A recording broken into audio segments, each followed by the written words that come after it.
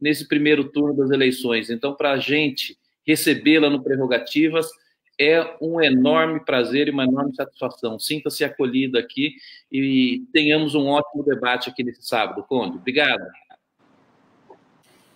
Bom dia a todas e todos. Queria primeiro, acho que o Conde já falou, o Fernando já falou, mas também prestar minha solidariedade à família do João Alberto Silveira Freitas, que foi assassinado, dentro de um supermercado Carrefour, e queria também fazer indicação de um artigo escrito pela Sheila de Carvalho, que é também do Grupo Prerrogativas. Ela escreveu um artigo no jornal Nexo de ontem, falando sobre o papel das empresas no genocídio negro, e nesse artigo foi interessante porque ela lembrou que o Carrefour não foi a primeira vez que a empresa cometeu esse tipo de atitude com relação a pessoas negras. Inclusive, recentemente, um trabalhador, o Moisés Santos, um trabalhador negro, faleceu dentro de um supermercado Carrefour, e eu acho que, assim, vocês devem lembrar que na época apareceu na mídia que ele ficou por horas no supermercado, eles não fecharam o supermercado e deixaram o supermercado aberto e o corpo, da pessoa coberto por guarda-sóis, enfim, foi lamentável o que aconteceu agora de novo, então, assim, não podemos nos calar mesmo. Eu acho que o debate que a gente vai ter hoje é um debate que passa por isso também dentro da política, porque a Benê, que eu sou fã, assim, condicional, ela sabe disso, ela teve um papel muito importante nessas eleições, além do desempenho dela, no Rio de Janeiro, como candidata, a consulta que ela fez para o STF, para o Tribunal Superior Eleitoral, que depois foi acatada tanto pelo TSE como pelo STF, para a distribuição de recursos e visibilidade de pessoas negras nas eleições, teve um grande impacto já, talvez nessas, como foi muito corrido, não tenha sido tão significativo como a gente desejava, mas foi um grande impacto de pertencimento, as pessoas se identificando também como candidatas negras. Acho que a Benê vai poder falar sobre isso. E a representatividade importa, porque tendo mais pessoas negras no parlamento, nos cargos de liderança, no poder executivo, a gente vai evitar, essa prática, esse racismo estrutural que a gente está vendo por aí. Então, Benê, obrigada por tudo, assim, acho que a gente tem que te agradecer, você é incrível. E o Fernando Haddad, assim, nem nosso futuro presidente, nem preciso falar, a gente está sempre junto, Fernando, aqui no Prerrogativas, Fernando também do Grupo Prerrogativas, bem-vindo, estou muito ansiosa para ver esses dois grandes titãs, assim, debatendo, e vou passar a palavra para o Marcos, senão eu vou ficar fazendo discurso aqui. Beijos. Um debate. Marco Aurélio, então dar início oficialmente. Outra vez? Peraí. Ruim? Agora a gente te ouve, Marco. Peraí, Está ouvindo bem? Estamos te ouvindo. Está ouvindo bem?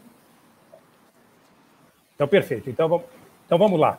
Bom, iniciar oficialmente a nossa live de hoje, agradecer os convidados, que nos dão muita satisfação, o queridíssimo presidente Fernando Haddad, a nossa querida Benedita da Silva, realmente é uma satisfação enorme recebê-los aqui na nossa tradicional live do Grupo Prerrogativas.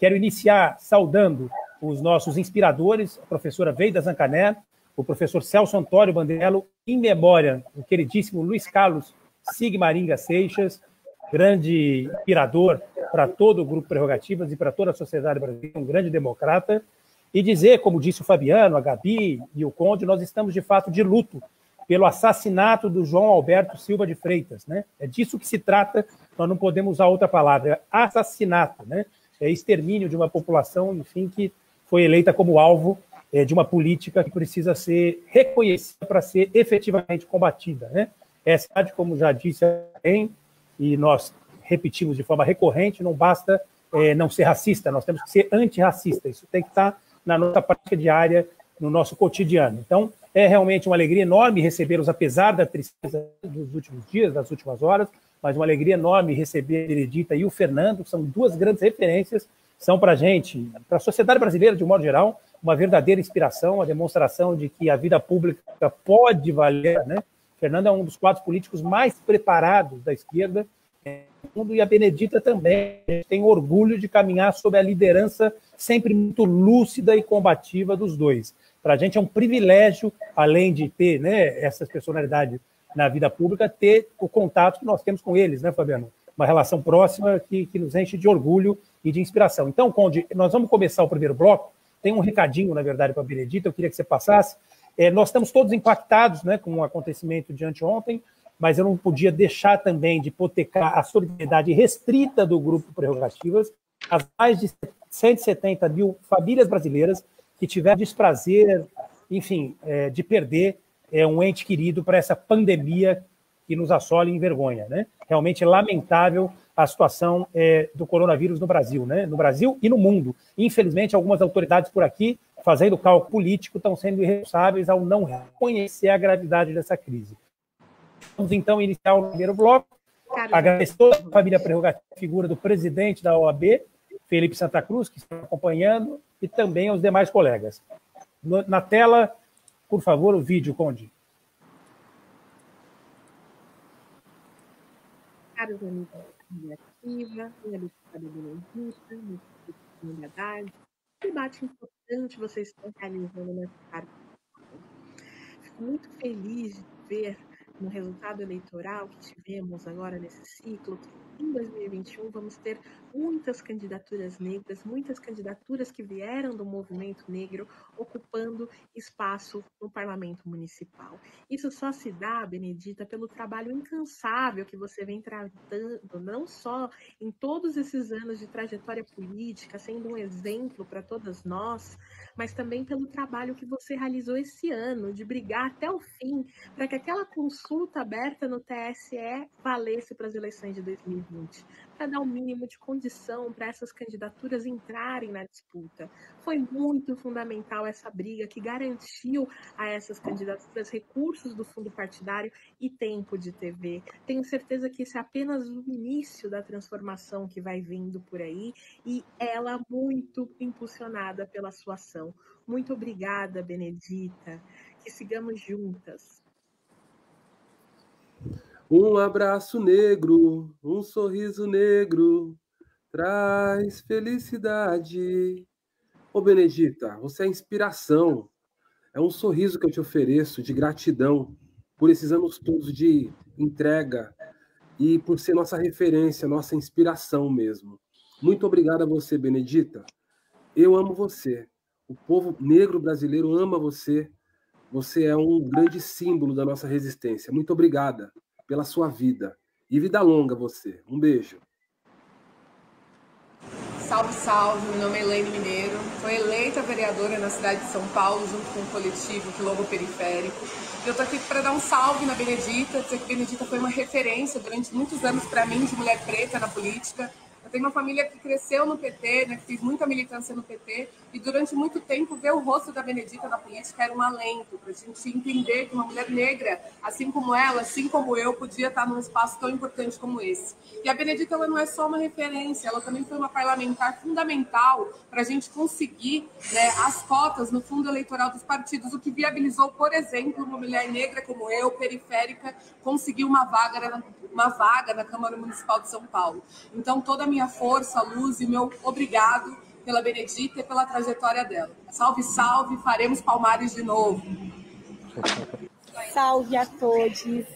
Benedita, que mulher que você é, que inspiração que você é. Gratidão pela sua candidatura.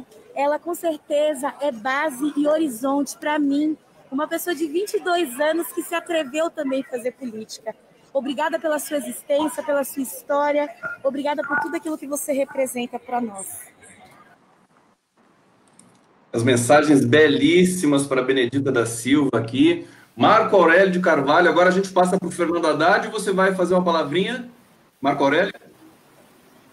Isso, só agradecer a querida Sheila Carvalho, que é do Grupo Prerrogativas, escreveu, como a Gabi falou, um belíssimo artigo no dia de hoje. É uma colega realmente muito querida, que nos acompanha e nos inspira cotidianamente. Foi eleita, inclusive, uma das 50 mulheres mais representativas do movimento negro no mundo, ganhou um prêmio agora na ONU.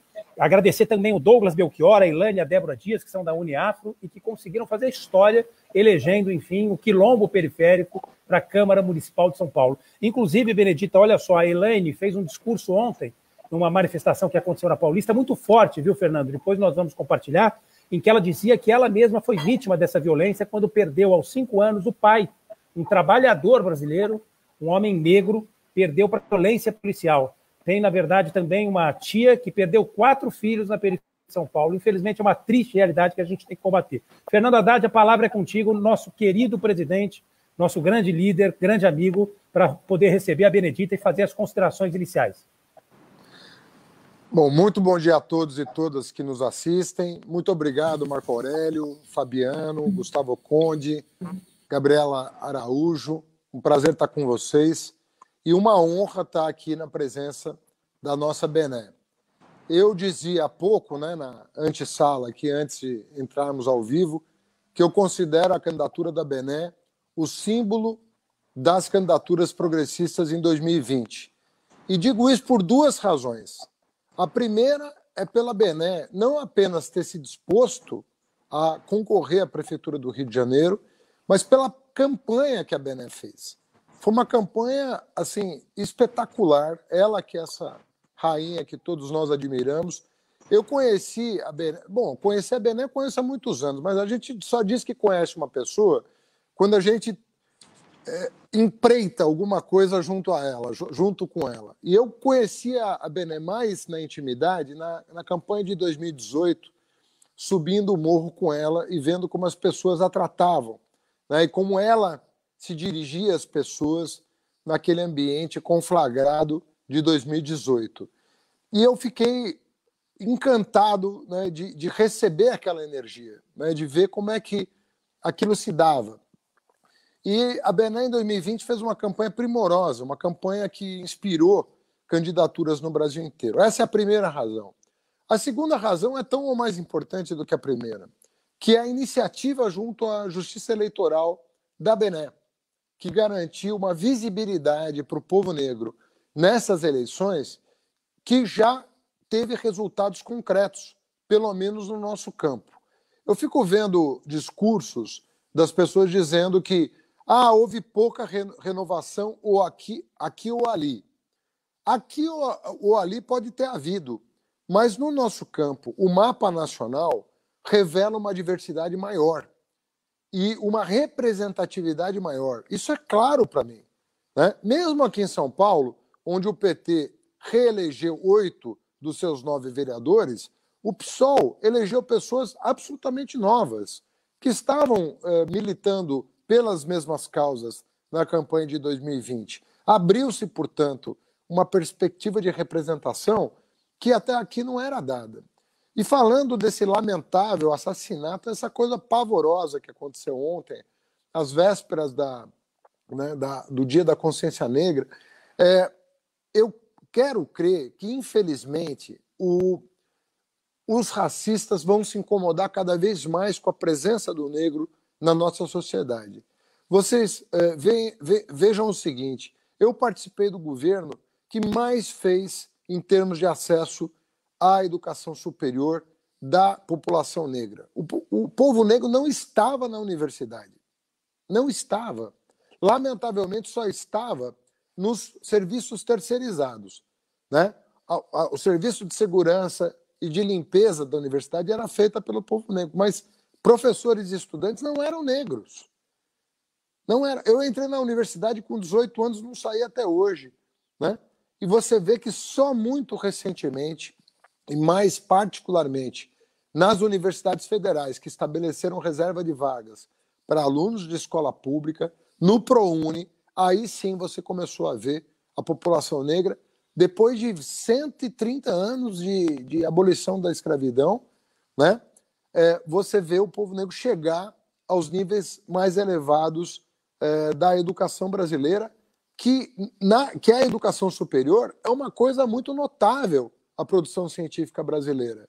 Se você somar toda a produção científica hispano-americana, toda, do México à Argentina, ela equivale à produção brasileira isoladamente. Ou seja, nós temos uma universidade que vale muito a pena. E ela é muito nova, ela tem 100 anos, a Universidade Brasileira. Mas ela mostra um vigor muito impressionante. E só recentemente nós estamos vendo a população negra chegar aos níveis mais elevados da educação, fazendo toda a diferença, enriquecendo, né? Você veja essa nova intelectualidade negra que surge, né? Nós sempre tivemos intelectuais negros no Brasil, mas agora a gente vê qualidade associada à quantidade, né? E isso faz toda a diferença, porque a quantidade é uma dimensão da qualidade.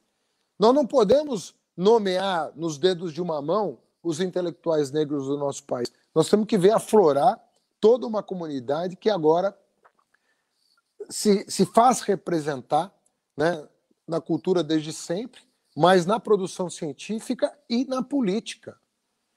Nós temos que combinar essas três coisas. Arte, ciência e política, a hora que a gente tiver um equilíbrio, né, na nossa representação de gênero e étnico-racial, aí sim nós vamos poder estar falando de nacionalidade. Porque aí a nossa nacionalidade vai estar efetivamente representada nessas esferas onde se cria. Porque é na arte, na ciência e na política que se cria a nacionalidade, que se cria um conceito de sociedade, que o país se pensa como unidade, né? E como comunidade. É assim que a gente vai construir o país. E a cultura brasileira é muito negra, ela é muito negra, mas a ciência brasileira, sobretudo as humanidades, tem que absorver toda a cultura e a produção intelectual negra das periferias, das comunidades, mas também na política. A política tem que ser cada vez mais negra. E veja a violência cometida contra vereadoras eleitas, negras, que foram eleitas e que estão sendo constrangidas agora. Quer dizer, há um incômodo da parte dos racistas com a presença da nacionalidade, da verdadeira nacionalidade, que só pode ser uma combinação do imigrante, né, do colonizador, da população negra que foi trazida para cá em navio negreiro, né, e subjugada durante 350 anos. Né? Essa combinação de ciência, política e arte, representativa da nossa diversidade, é que vai construir o novo Brasil. Então, quando as pessoas ficam muito, e com razão, muito pessimistas em relação ao quadro atual do Brasil, eu sempre digo o seguinte: vamos olhar para o passo seguinte, que nós poderemos dar. Óbvio que, para dar o passo seguinte, nós temos que olhar para o que está acontecendo. Mas o que está acontecendo pode ser, eu não estou dizendo que será, porque vai depender de nós. O que nós estamos vivendo, o sofrimento que está sendo imposto à nossa gente, o que nós vamos fazer desse sofrimento depende de nós. Como todo trauma, depende de você o que você vai fazer dele, do seu sofrimento. O país está sofrendo. O que nós vamos fazer desse sofrimento? Nós podemos baixar a guarda e deixar esse sofrimento prevalecer e se perpetuar, ou nós podemos reagir a ele. E se nós reagirmos e vencemos esse estado de coisas que nós estamos vivendo, imaginem vocês como nós sairemos desse embate. Nós sairemos como nós nunca fomos, com maior consciência política, com maior representação, com maior diversidade, com maior clareza dos nossos desafios, com talvez maior vigor nas nossas propostas, com uma vontade de superar definitivamente as mazelas estruturais desse país, com a noção de que nós avançamos ainda pouco. Talvez isso tudo nos dê mais coragem de, com uma nova oportunidade no governo, podemos avançar muito mais. Temos consciência do que os nossos adversários são capazes de fazer para evitar que esses avanços aconteçam. Hoje nós temos muito mais consciência do despudor das elites, né, em atacar conquistas históricas, né, que foram fruto de um processo muito doloroso. Então nós podemos transformar essa crise que o Brasil vive já, eu digo que há 7 anos, porque nós entramos nisso em 2013, nós não saímos ainda. Depois veio 2014 a contestação dos resultados, veio 2015 o impeachment, veio 2016 o golpe, veio 2018 as fake news. Nós não saímos ainda desse estado de coisas, né? O bolsonarismo nas pequenas cidades ele avançou como reflexo do governo federal, mas nas grandes cidades ele já começa a retroceder, né? O balanço geral não é ruim para o bolsonarismo. Ele avançou, até em função do auxílio emergencial, ele avançou em determinadas comunidades. Quem perdeu o voto foi a direita. A direita perdeu o voto. Sobretudo o PSDB foi o partido que mais retrocedeu em número de votos. A direita perdeu o voto. Mas uma parte do voto que a direita perdeu foi para a extrema-direita, e a gente precisa levar isso em consideração, que o que os meios de comunicação chamam de centro, mas que de fato são a direita brasileira, ela perdeu espaço para a extrema-direita em algumas localidades.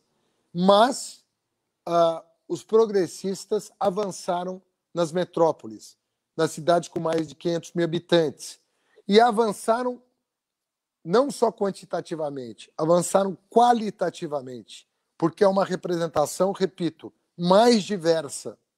Nós temos um espelho do país mais fidedigno, ainda com muito a avançar, mas um pouco melhor do que nós tínhamos até então. Isso, portanto, e eu encerro minha primeira participação, estabelece condições de disputa muito interessantes. E numa situação de conflagração cada vez maior, porque o governo não dá resposta a absolutamente nenhum problema estrutural do Brasil. Ao contrário, o governo aposta no conflito. Veja a reação do governo ao assassinato do João Alberto. Vejam a reação do governo às queimadas. Vejam a reação do governo à eleição americana. E em todos os quesitos, ele sempre aposta no quanto pior, melhor. Porque ele se nutre da discórdia. Ele se nutre desse sentimento. Então nós temos que estar preparados, porque eles acuados, eles já são muito ruins. Acuados, eles conseguem piorar. E é o que vai acontecer com o governo da extrema-direita. Eles são ruins, mas eles conseguirão, se esforçarão por piorar.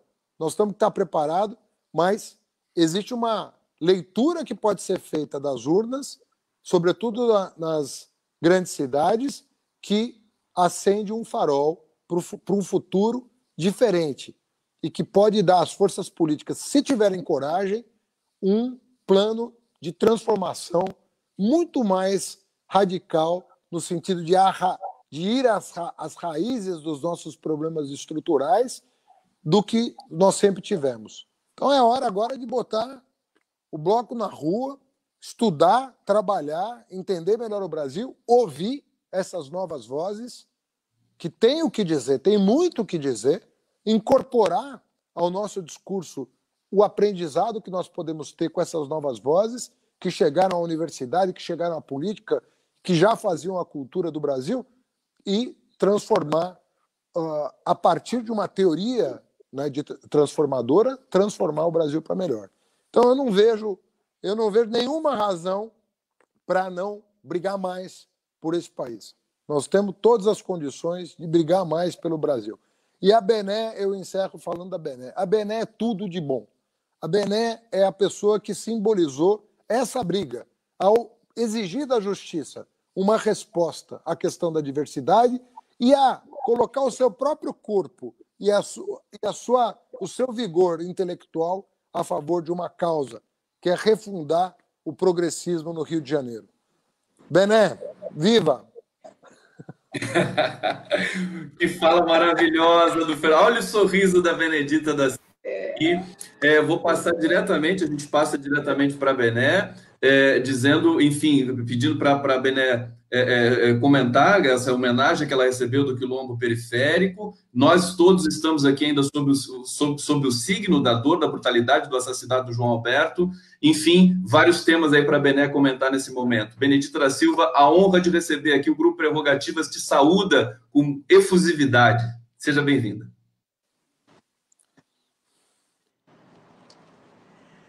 Bem, é um prazer. Quero cumprimentar a você, Conde, o Fabiano, a Gabriela, ao Marco Aurélio e, por que não, meu queridão também, Fernando Haddad, né? Que eu gosto de ouvi-lo e eu não sei se vocês percebem, de vez em quando eu abaixo, é porque eu vou anotando tudo, vou aprendendo, evidente, com ele, né? Agradecer muitíssimo aí ao grupo Prerrogativas de estar participando de uma live junto com vocês e com o Fernando Haddad. Isso, para mim, ele para mim, sempre um eterno professor, né? Porque ele está sempre colocando algo que nos chama a atenção a uma reflexão. No momento, às vezes, você sofre um impacto e não consegue, naquele momento, ter uma reflexão mais aprofundada. E ouvindo o Haddad, a gente vai aqui, por isso que eu fui fazendo aqui as anotações. Mas eu quero agradecer ao Quilombo Periférico, a Sheila de Carvalho, ao Douglas, Elaine Mineiro e Débora Dias. Agradecer essa gente, dizer que é muito carinho e essa coisa me sensibiliza muito, que nos dá força para que a gente possa avançar. Eu também lamento profundamente que, em meio ao mês de novembro, aliás, o mês de novembro é o mês de Novembro Negro, onde todas as atividades feitas pelos movimentos negros, pelas organizações não governamentais que trabalham com a causa racial, então nós temos no calendário o Novembro Negro e fazemos esse balanço, fazemos balanço das políticas públicas, fazemos balanço de quanto nós estimulamos, né? Fazemos um balanço, sobretudo, né, do crescimento, né, e dos estímulos que a nossa comunidade negra recebeu durante o ano. Infelizmente, nós que também homenageamos Zumbi dos Palmares, nós estamos de luto, mas continuamos na luta. Porque para nós foi mais do que uma provocação, porque foi uma vida que se perdeu, não é? E saber que João Alberto, né, que sai da sua casa, né, acompanhado da sua esposa, e vai para o Carrefour e, por uma conversa lá que até agora ninguém entende qual foi o diálogo feito que provocou aquela reação, né, brutal, covarde, que leva à vida de mais um negro. E nós estamos numa campanha dizendo: vidas negras importam, vidas negras importam, parem de nos matar. Mas o que nós temos, e aí eu sou obrigada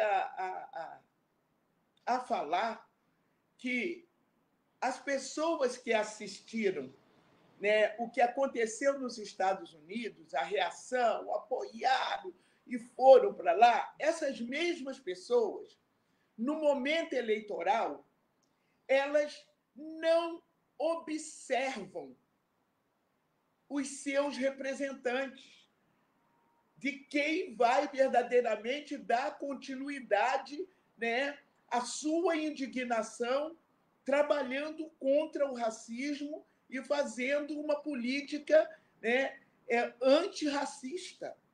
Então, é preciso que mas a gente tem um governo, e, infelizmente, é de cabo a rabo aqui para o Rio de Janeiro, que tudo sai daqui, presidente, governador e mais prefeito, é que nós estamos convivendo com um governo que estimula, que incentiva a brutalidade racial. A começar pelo episódio que vocês também assistiram na Consciência Negra, de ver tirar dos quadros da Fundação Cultural Palmares, que foi criada para isso, no governo Sarney, ali por Carlos Moura, que assessorava o governo Sarney e que deu em minhas mãos para defender a Fundação Cultural Palmares, eu e o Caó na época. Então, nós somos fundadores da Fundação Cultural Palmares. Eu não digo retirar o meu nome, mas retirar o nome, imagine, Martinho da Vila, Leci Brandão. Meu Deus do céu, eu não conhecer o Milton Nascimento.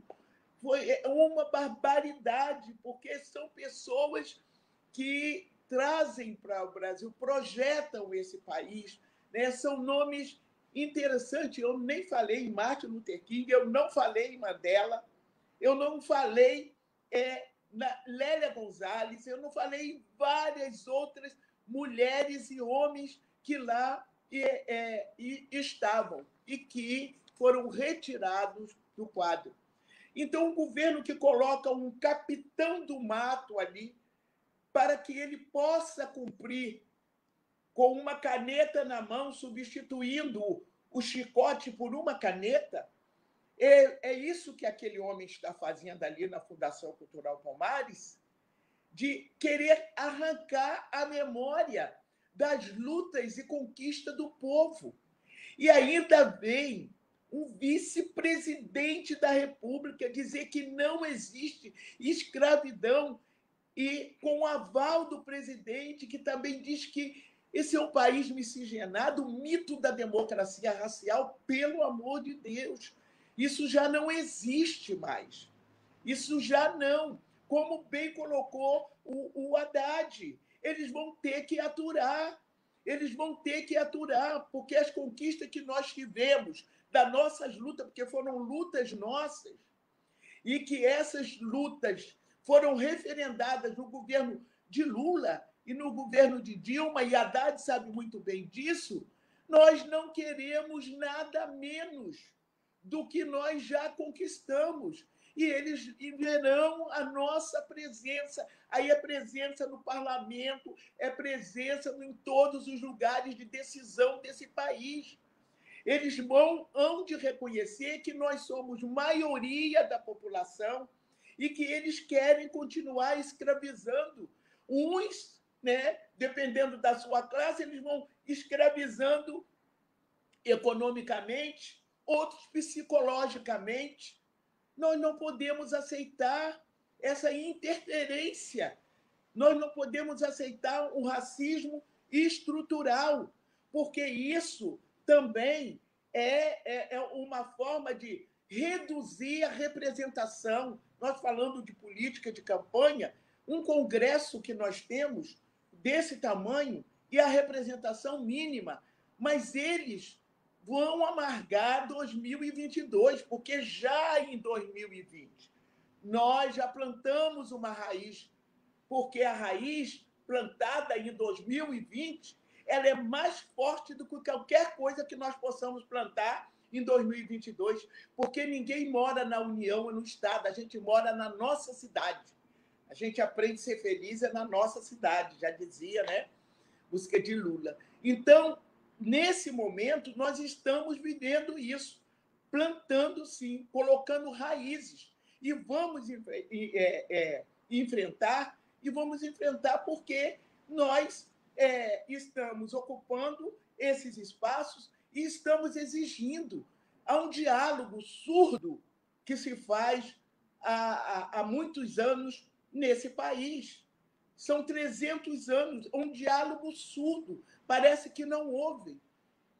E como é que nós temos que fazer isso? É por isso, gente, que a nossa campanha foi para o popular, contra o racismo, contra o feminicídio, porque nós estamos fazendo o seguinte, que uma luta de classe que a gente sempre leva conosco, a esquerda leva, ela está intrínseca com o que nós chamamos de luta identitária, que no caso da negritude não é identitária. Nós estamos falando de maioria de população, maioria escravizada por conta da caneta da mão dos colonizadores, que ainda se perpetuam no poder.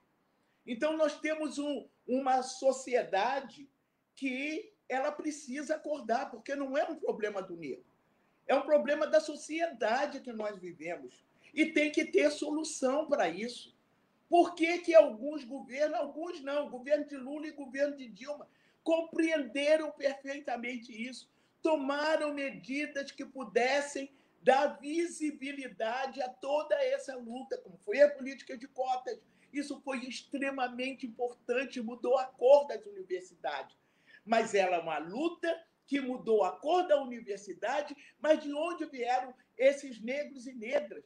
Era o filho da doméstica, era o filho da trabalhadora, do trabalhador assalariado. É isso que se tem que compreender nesse país. Nós não podemos, nós temos que conviver, sim, negro, branco, indígena. Nós não queremos absolutamente nada de ninguém, só queremos ocupar aquilo que nós consideramos como nossos espaços.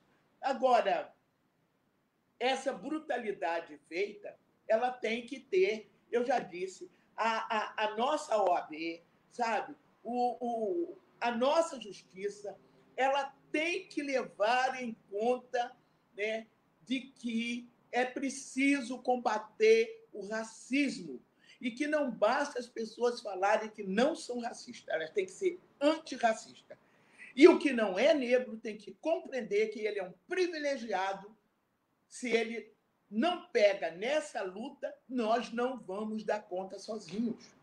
Nós não vamos. Porque quando o branco fala sobre isso, é diferente quando nós falamos. O ódio aumenta neles quando nós falamos. O ódio aumenta no racista quando nós falamos.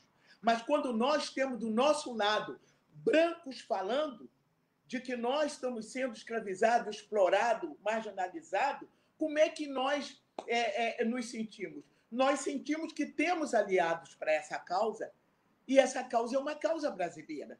Então, nós temos juntos que resolver isso aí. O Brasil que mata 82 jovens por dia, mata. É quem? A arma de quem? Sai de onde? Não é? É esse racismo estrutural, institucional. Desses 82 que morrem por dia, 77% são negros e negras. A gente não quer que morra nenhum deles, nem negro, nem branco, nem indígena. Não é isso que nós estamos falando. Mas não é possível que um presidente da República não enxergue isso, que um prefeito de uma cidade não enxergue, que um governador não enxergue, que um vice-presidente não enxergue isso. E o vice-presidente sequer olhou para ele. Ele nem se conhece para dizer que não tem racismo. Sabe? É preciso que alguém dê uma sacudida e diga, olha, veja bem o que você está falando aí. Se ele não olha nem para ele quando ele diz isso.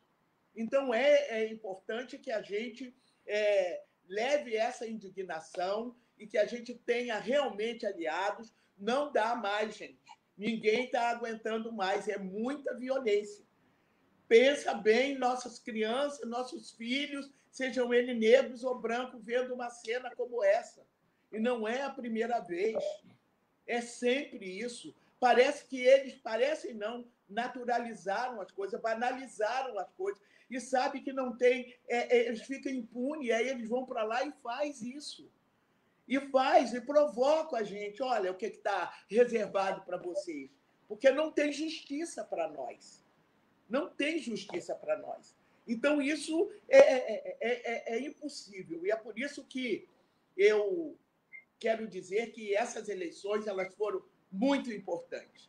A negrada foi, de diferentes partidos, né? Se bem que nós tivemos mais negros do que brancos inscritos nas eleições.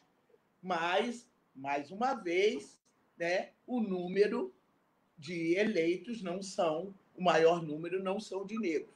Mas nós já estamos trabalhando para isso. Então, eu penso que essa eleição, apesar de todas essas coisas, foi uma eleição menos agressiva, ainda ouvimos bastante coisa, mas menos agressiva. Eu acho que Bolsonaro saiu grande perdedor mesmo, porque a população cansou e ele, com o ódio dele, tem contribuído. Me preocupa muito. Eu acho que os partidos de esquerda, eu acho que preocupa todos os partidos, não é possível. Né? Num país em que a eleição é obrigatória, nós temos que fazer algo para que essas pessoas possam ir votar. A abstenção é muito alta. Você é eleito com menos votos, número de votos do que da abstenção, da nula, sei lá. Então, nós precisamos aproveitar esse momento em que a extrema-direita está abalada realmente, né, mundialmente, eu digo, a começar pelos Estados Unidos. A gente não sabe nem o que vai acontecer depois, mas o que aconteceu agora foi importante para o Brasil, porque por causa da afinidade que o governo Bolsonaro tem com o Trump. Quer dizer, o Trump não tem com ele, mas ele tem com o Trump. Ele entrega tudo para o Trump. Ele vai entregando, bajulando, né, o Trump. Então, é preciso que a gente tenha mais unidade na nossa esquerda. Eu sei que o primeiro turno é um primeiro turno do qual a gente precisa, né, consolidar, sei lá, o nosso projeto, mas a gente não tem um projeto tão equidistante um do outro, sabe? O PT ainda no segundo turno em 15 cidades. No segundo turno, nós estamos com essa política de alianças que aqui no Rio de Janeiro nós não conseguimos fazer. Mas nós estamos, para aqueles que acham que o PT não quer a unidade da esquerda, nós estamos. E no segundo turno, mais ainda, nós estamos não só em São Paulo com o Bolo, não só com a Manuela, mas aonde tem, né, o partido de esquerda, o partido democrático, popular, nós estamos fazendo no segundo turno, sem troca nenhuma, nós estamos lá fortalecendo, porque não dá para ter esse neofascismo no Brasil como um todo, fazendo a cabeça dessa juventude que está chegando agora, né, e que nós temos o papel, o dever. E isso, Haddad, foi uma das causas de eu ir para a rua com 78 anos. Não posso admitir isso. Não posso deixar isso. Acho que nenhum de nós tem o direito de cruzar os braços ou de criar qualquer dificuldade para a nossa unidade, para a gente ter um projeto realmente, uma frente forte para uma saída para esse Brasil. Sei que o PT já tem apresentado, nós já temos conversado, agora nós temos que convencer essa base popular que ainda está acreditando, que tenha um salvador da pátria, que combate a corrupção, que fala dos costumes religiosos, que confunde a igreja com a tribuna e que vai levando essa população a deixar de ter fé, porque acaba deixando de ter fé, né? Aí não tem fé na política, não tem fé em coisa nenhuma, vai deixando de ter fé, vai deixando de participar, e com isso a melhor coisa para governar é dividir, é espalhar. O que não se ajunta, espalha. Então, é isso que nós precisamos, a esquerda, para que a gente possa realmente eleger 2022. Não sei, mas nós queremos que 2022 o Brasil mude de rumo. Benedita da Silva, duas falas históricas aqui, Fernando Haddad e Benedita da Silva, fantástico. O bate-papo aqui, o chat está super movimentado, todo mundo emocionado, destacando a belíssima campanha tão simbólica da Benedita no Rio de Janeiro. Marco Aurélio de Carvalho, você vai falar, a gente vai apresentar um vídeo aqui agora, mas você vai falar antes, querido? Marco congelou isso também. Então, vamos lá. Congelou? Melhorou? A gente está te ouvindo. Bom, rapidamente, agradecer novamente, Benê, meu queridíssimo Fernando Haddad. Acho que a imagem congelou, mas a voz parece estar normal, né? Mas, enfim, apenas fazer um registro, prerrogativas no decorrer dessa pandemia, o Conde está nos acompanhando, sabe bem, decidiu falar de tempo variado. Nós recebemos o presidente da Câmara dos Deputados, nós recebemos o presidente do Supremo Tribunal Federal, o ministro Dias Toffoli, ministro Gilmar Mendes, recebemos vários ministros do STJ, personalidades, enfim, da área cultural e de outras áreas, enfim, né, que são importantes para as reflexões do nosso grupo e da sociedade, de um modo geral. E hoje nós estávamos pautados para discutir, fazer um balanço das eleições com a Haddad e com a Benedita, são duas figuras que, como eu disse logo no início, nos inspiram e muito, né? Nos instigam a continuar acreditando numa sociedade melhor, num Brasil verdadeiramente democrático e inclusivo. Mas nós não podemos deixar de fazer a denúncia que aconteceu, enfim, no Carrefour. Né? Seria, digamos, no mínimo, absolutamente inoportuno que nós nos silenciássemos. Nós, um grupo que sempre acreditou na defesa intransigente da democracia e da rigidez das instituições, um grupo que tem compromisso com o combate ao racismo estrutural e ao machismo. E nós vamos dar agora uma resposta para o vice-presidente da República, antes de voltar para a pauta eleitoral. Temos uma pergunta do colega Iná, que é muito importante, né, Conde? Diz que o Brasil não é um país racista. Eu quero, então, entender o que é. Né? Se você puder passar essas imagens, é importante que essas milhares de pessoas que estão nos acompanhando vejam, nem todo mundo viu o que aconteceu. Por favor, Conde. As imagens são fortes, eu vou colocar aqui, vou bloquear aqui o microfone do Marco, também o meu, para a gente ter uma qualidade maior aqui no compartilhamento. Estão compartilhando aqui com vocês agora as imagens chocantes, né? Do dia 19 de novembro de 2020.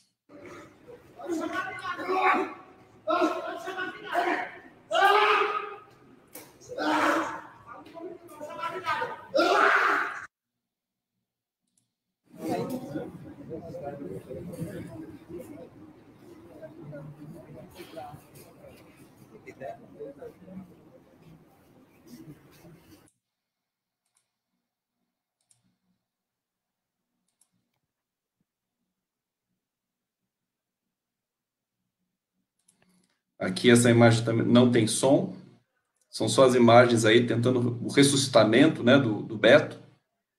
Enfim, é muito triste, né? Muito chocante tudo isso. O Brasil parou ontem e teve uma resposta nas redes e nas ruas, né? Com relação a essa tragédia que, na verdade, não é uma tragédia, é um crime horroroso. Marco, vou passar para você mais uma vez. Como é que a gente faz a rodada agora? Passamos para Gabi, Fabiano. Obrigado, querido Conde. Isso é assassinato. Nós precisamos denunciar, inclusive parabenizar a Coalizão Negra, que está pedindo a responsabilização do Carrefour. Infelizmente, esse estabelecimento, ao que parece, tem sido palco dessa violência recorrente, enfim, contra a população negra em especial. Isso é mais do que um soco no estômago, né? Isso nos deixa completamente revoltados, né? Ainda bem que nós temos aqui duas grandes personalidades da política brasileira que, eu reitero, nos fazem acreditar que é possível continuar lutando por um Brasil melhor, né? Verdadeiramente inclusivo e antirracista. Ontem o ex-presidente Lula fez um discurso histórico, né? Na verdade, quem devia ter feito um discurso, né, a respeito do Dia da Consciência Negra, que lembra a luta de Palmares, de Dandara e de tantas outras lideranças negras, era o presidente da República, né? Mas ele não tem compromisso com essa pauta, talvez não tenha nem a compreensão dessa importância. Mas quem ainda não teve a oportunidade de acompanhar, o ex-presidente Lula, em 15 minutos, fez um registro histórico muito importante, ao lado do Fernando Haddad, da Benedita e de uma equipe muito competente. Realmente fizeram muito para combater o racismo nas nossas instituições, fizeram muito em termos de políticas inclusivas e tem muito motivo para se orgulhar. Conde, agora nós vamos passar a pergunta da Tainá Ared, que é uma querida colega nossa, está fazendo uma pergunta para iniciar o segundo bloco, com a Benedita e com a Haddad, e a Gabi vai complementar. Por favor, só achar o ponto aqui do nosso vídeo. Um minutinho, vamos compartilhar aqui com vocês. Já está no ponto. Olha, vocês me desculpem, mas realmente essas imagens... Muito prazer, eu sou a Tainá Ared. Eu quero primeiro dizer a felicidade de falar com a senhora e poder transparecer a importância que a senhora faz, não só para o país, mas principalmente para a existência de mulheres negras assim como eu. A sua trajetória política, a sua trajetória protagonista dentro do Sindicato das Domésticas e principalmente a sua trajetória dentro da Câmara e dentro do TSE por meio da última consulta que foi feita em relação ao Fundo Especial Eleitoral nos deixa muito orgulhosas e muito felizes no sentido em que a gente pode reconhecer atualmente possibilidades e oportunidades de existir nesses espaços. E foi graças à senhora que essas portas se abrem para outras mulheres negras poderem atuar. Mas eu também gostaria de fazer uma pergunta.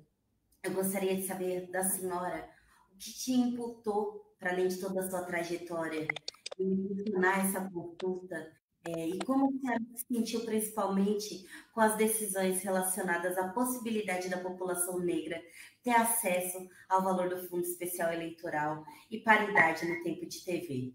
Muito obrigada. Marco, a gente já passa para a Benê? Gabi, se você quiser complementar... Só não sei se vocês a Gabi, acho que vai ouviram bem a complementar. pergunta da Tainá, porque para mim ficou muito difícil de ouvir a pergunta dela. Não sei se a Benê conseguiu ouvir, ou se é problema da minha conexão aqui. Que Vocês não ouviram? Falhou. Querem que eu passe de novo? Benê, você ouviu Benê a tem que pergunta abrir o dela? microfone. Ouviu. Então acho que o problema foi meu, Benê. Gabi, Eu queria comentar o seguinte, que assim, que a gente percebeu nessas eleições, por exemplo, em São Paulo, a vereadora candidata mais votada foi uma mulher negra, uma mulher trans, né? Então, acho que o impacto também, a gente já tinha as cotas afirmativas de gênero para mulheres, aliado às cotas raciais, teve uma grande importância também para as mulheres negras, que historicamente são as mais subfinanciadas em campanhas eleitorais, né? A gente tem pesquisas diversas de eleições anteriores. Agora nós estamos fazendo aí um apanhado do que foram essas eleições. Já começaram a surgir também muitas denúncias de candidaturas laranja, de mulheres que receberam recursos, mas tiveram um ou pouquíssimos votos. Então, como é que você avalia, Benê? Acho que, além disso, né, da pergunta da Tainá, assim, como é que você avalia daqui para frente, né? Como é que vai ser isso para as mulheres negras, especialmente? Que são, lembrando, o maior recorte, se você for considerar, acho que a Benê até falou, né? O povo fala de pauta identitária, mas a maioria da população é negra, a maioria do eleitorado é composto por mulheres, e se você for fazer o recorte de raça e gênero, a maioria do eleitorado é composto por mulheres negras, né? Acho que só para fazer esse, vou passar para a Benê, porque a palestrante hoje é a Benedita, e o Haddad, então não quero eu ficar falando, não. Bem, Tainá, o que me levou, aliás, a fazer não só a consulta, mas a apresentar vários projetos, é essa trajetória em que a gente vem com ações afirmativas para a comunidade negra. E eu tenho uma relação com o movimento negro grande, vários deles, da UNegro, MNU, IPCN, a Educafro. E a Educafro, nós conversamos na apresentação de um projeto. E nós apresentamos o projeto na casa. Houve a reforma eleitoral, e eles não aceitaram incluir esse item. Muito bem, mas nós conseguimos passar para as mulheres. Quando nós conseguimos passar para as mulheres, aí eu introduzi o recorte racial e fiz a consulta. Só que essa consulta, ela já tem quase 2 anos que essa consulta foi feita. Então, mas eles só foram responder à consulta feita muito em cima. Então, por isso que houve aquele momento de dizer que não dava tempo, mas conseguimos realmente que isso pudesse acontecer. Agora, o que nós precisamos, dentro do que a Gabriela coloca, é regulamentar de forma a que não tenha candidatas laranjas. Eu espero que nós, mulheres negras e homens negros, não sejam laranja de ninguém, porque nós já somos escravos, né? Não somos mais, já tiramos a corrente, já saímos do tronco. Então, não aceitar de forma nenhuma sujeitar as manobras que algum partido possa fazer, não aceitar de ser laranja. Aliás, tem colocado que nós teremos que ter um mínimo de percentual de votos que comprove realmente que nós correspondemos aos recursos. Ninguém é obrigado a votar na gente, mas ninguém também se candidata se não tem um trabalho de base, se não tem condição de convencer ninguém a dar um determinado número de votos. Então, isso também é um crime e a gente vai estar colocado como um crime essa questão do laranja na distribuição, né, dos recursos e no tempo de televisão. Benedita da Silva, deixa eu já passar imediatamente para o Fernando Haddad, para o Haddad comentar, enfim, tudo que foi dito aqui, a pergunta da Tainá, a resposta da Benedita. E eu queria destacar também, Fernando, a reação à brutalidade de Porto Alegre, ao assassinato do João Alberto. Quer dizer, nós tivemos aí reação da população brasileira, como em outros momentos não tivemos. Mas a gente vê também um pouco a TFC já no dia de hoje. Como é que você vê esse momento assim da população que enfim, os setores democráticos se ressentem, se perguntam há bastante tempo como é que vai ser a retomada das ruas pelos setores democráticos desse país? Fernando Haddad. Olha, conforme eu te falei, eu acredito que essa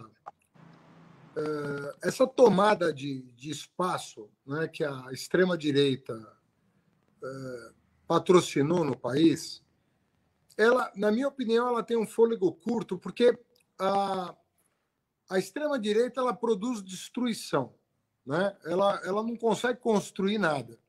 Você pergunta, o que o Bolsonaro construiu em 2 anos? Nada. E nem pode, porque eles se nutrem disso. É um processo corrosivo, né? Internamente corrosivo, que se alimenta de si mesmo, né? E isso é assim em todo governo extremista. Se você for pegar no começo do século passado na Europa, também ele se consome. Mas o problema é que ele se consome destruindo. Ele não consome a si mesmo. Ele não é apenas autodestrutivo.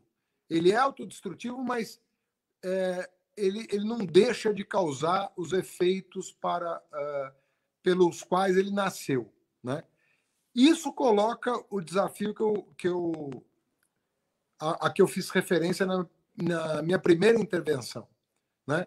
A gente pode se intimidar diante dessa violência, ou nós podemos entender o processo histórico, né, como um momento de tensionamento que está exigindo das forças políticas construtivas, né, uma maior radicalidade em enfrentar os problemas estruturais, parte dos quais foram superados, mas em função dessa superação causaram, como diz a Benedita, um incômodo extraordinário. Então, a Benedita tem toda a razão em dizer isso. A presença do negro, onde ele supostamente não deveria estar na visão desses que estão indignados, vai fazer com que as tensões aumentem, né? E a questão hoje é a seguinte: todo mundo anda nas ruas com uma câmera fotográfica, com uma câmera de filmar na mão. Todo mundo que tem um celular tem automaticamente uma câmera. Então, essa violência toda que era sobejamente conhecida, né, dos negros, porque eles vivem, né, essa violência diária, ela vai cada vez ganhar mais publicidade, né? O que o vídeo inicial da nossa conversa mostrou é que não é apenas o rosto das vítimas, a gente tem a cena do crime filmada. Então, isso causa uma repulsa, né, maior, como foi o caso do George Floyd também nos Estados Unidos. E se você for verificar proporcionalmente, né, a reação aqui foi, inclusive, muito menor e já causou celeuma na imprensa do que pode e do que não pode. Eu vi uma manifestação que, de certa maneira, ironizava esse tipo de comportamento, dizendo assim, vitrines importam, né? Querendo dizer, pô, do que nós estamos falando? O sujeito é assassinado na frente do país inteiro, né? Ninguém faz nada. Tanto é que está se abrindo inquérito para apurar as responsabilidades não apenas dos dois, mas de quem se omitiu, né? De quem tinha o poder de determinar que eles parassem aquilo e não fez. Então, é uma cadeia de violência que precisa parar. Nós precisamos parar com isso. Então, tudo isso se combina, né? Você veja que a violência se combina, infelizmente, com uma maior participação e uma maior visibilidade. Então, nós temos dois caminhos, né? Nos intimidarmos diante da violência, adotarmos o discurso oficial do bolsonarismo, ou transformarmos a dor e o sofrimento que a população vive desde sempre num estímulo a mais para lutar e para, dada a oportunidade, transformar mais do que nós já transformamos, né? E botar um paradeiro, né? Um fim nessa história. Eu repito, não existe a possibilidade de nós nos entendermos como nação se o problema do racismo não for superado. Não há como ter uma nação. Não há sequer, o conceito sequer se aplica a um país que é racista com 50% da população. Sabe? É uma coisa, é um paradoxo lógico, inclusive. É uma impossibilidade lógica. Então, esse país não tem como se encontrar no conceito de nação se esse problema não for definitivamente superado. Nós podemos recuar ou nós podemos avançar. Eu acho que a população está dando um recado de que não vai ficar nisso. De que não chegou, sabe? São 400 anos, tá bom, né? Agora vamos abrir um capítulo novo na história do Brasil, né? De buscar soluções para a nossa gente. Para, sabe, efetivo. Olha a beleza que é hoje, né? A Universidade Pública Federal. Quem é que ia supor que ela fosse ganhar? E diziam, vai perder qualidade. Não, ela não perdeu qualidade, ela ganhou qualidade. Primeiro porque em todos os rankings internacionais, sobretudo da América Latina, as universidades brasileiras se saem melhor. A ciência brasileira se sai melhor. E agora, ela mudou qualitativamente. Nós vamos ter uma intelectualidade negra em quantidade no Brasil. E essa dimensão da quantidade precisa ser observada. Porque essa dimensão ela é estrutural para o conceito de nação. O negro, que é um grande escritor, que é um grande músico, que é um grande cientista, ele não pode ser contado nos dedos de uma mão, como sempre foi no Brasil. A gente tem que contar os milhões. Os que chegam à universidade, os que produzem suas teses, suas dissertações, que avançam na pesquisa, que avançam na política. Nós temos que contar os milhões. Aí nós vamos estar falando de nação. Obrigado, Conte. Aqui, vamos lá, deixa eu colocar todo mundo aqui no mosaico. Vou passar agora para o Fabiano. Fabiano fazer uma leitura aí dessas últimas falas da Benedita, da Gabriela, do Marco, do Fernando, e para a gente ir para o terceiro bloco na sequência. E, na sequência, eu vou ler alguns comentários aqui do público que está participando muito, uma audiência muito grande aqui. Obrigado a todos que estão retransmitindo. Temos aqui Canal do Conde, Doutora Cotter, Instituto Declatra, DCM 247, todo mundo atento aqui para essa live histórica, né? Em um dia que foi muito tumultuado para o Brasil, muito doloroso que aconteceu ontem, Dia da Consciência Negra, o assassinato do João Alberto, mas o Haddad está dando um tom aqui importante, né? Porque a cena, quer dizer, superar isso, vai superar de uma maneira em que a consolidação de um processo democrático talvez tenha muito mais forte. Fabiano, querido. Ô, Conde, a gente conversava justamente isso, eu, o Marco, o pessoal no grupo do Prerrogativas também, a nossa preocupação com esse processo eleitoral, né, das eleições municipais agora, e tentando, na verdade, fazer uma avaliação de quem se saiu melhor, quem se saiu pior, porque, na verdade, essas eleições, elas são um termômetro muito importante para a eleição de 2022, que é uma grande preocupação que todos nós temos, né, Fernando?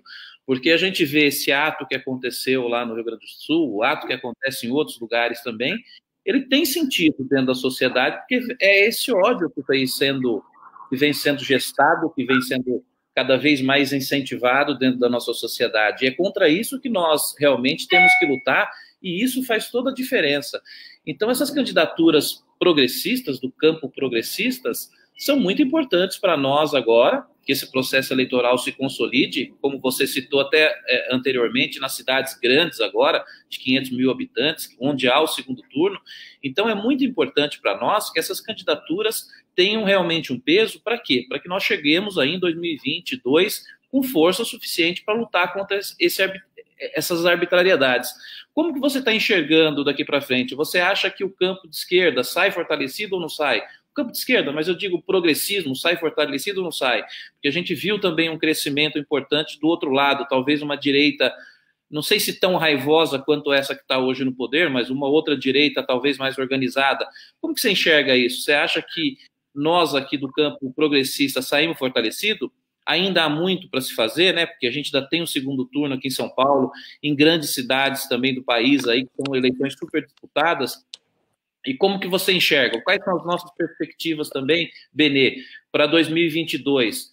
Nós temos aí força e fôlego para realmente encarar as eleições contra esse arbítrio, contra essa raiva que ainda existe, arraigada aí dentro do setor que hoje está ocupando o governo federal? Qual a visão de vocês um pouco sobre isso depois? Vamos começar pela Benê, então, e depois o Haddad responde e a gente vai para o terceiro bloco na sequência, porque tem mais um vídeo aqui para mostrar. Benedita da Silva, querida. Não, eu penso que você estava falando aí, e eu me lembrei não, aqui da palavra, eu vou voltar à questão do Mourão. Mourão disse que o mal do país é a corrupção, a moral, corrupção moral, política e econômica. Eu vou pegar a questão da política e econômica.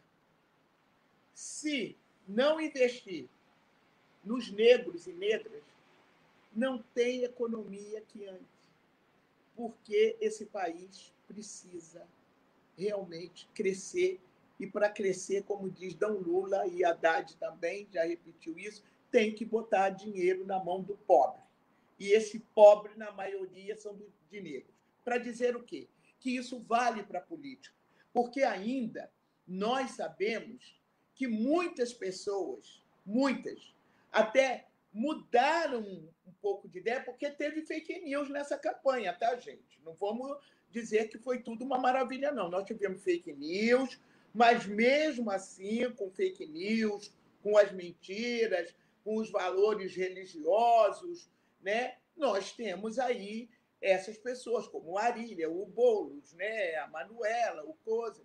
Nós estamos aí. O PT sai mais forte, na minha concepção, não só porque tem 15 cidades ainda no segundo turno, mas porque ele elegeu, como eu tinha dito antes, uma base boa, que elegeu o maior número de vereadores e vereadoras, né? Então, se a esquerda está indo unida para o segundo turno, há na gente, sim, uma esperança de que nós tenhamos aí um outro caminho, porque sempre um momento eleitoral é conflitante, que a gente tenha um outro caminho para retomar essa conversa, né, da união da esquerda e do centro. Porque se é verdade que a direita saiu ganhando nesse momento, aí essa direita, diga-se DEM, por aí, saiu ganhando, também se criou, né, na direita mais radical uma cisão, porque é uma cisão que é a base do Bolsonaro. Então, por isso que a gente diz que o derrotado nesse negócio foi o Bolsonaro. Mas nós temos que fazer esse enfrentamento, e esse enfrentamento ele terá que ser feito num trabalho grande de base, de consciência realmente política de base de quem é o adversário dele, Porque não é adversário do PT, ou do PCdoB, ou do PSOL. Quem é adversário dele, naquilo que ele tem direito enquanto cidadão. Eu acho que a gente criando essa narrativa, nós temos, em 2022, um fortalecimento nessa base que é decisiva e que não vão votar apenas porque não gosta de fulano, ou porque não gosta de ciclano, ou porque ganhou isso ou ganhou aquilo. Ele vai votar consciente de que ele quer de volta aquilo que ele teve e que não vai e que se perdeu com esses governos. Eu acho que esse é o trabalho de base que a gente deva fazer para 2020. 2022. Agora, passando para o Haddad para comentar rapidamente aí também a pergunta do Fabiano. Fabiano, sabe, eu acho que por mais paradoxal que pareça, a extrema-direita não perdeu. O Bolsonaro perdeu.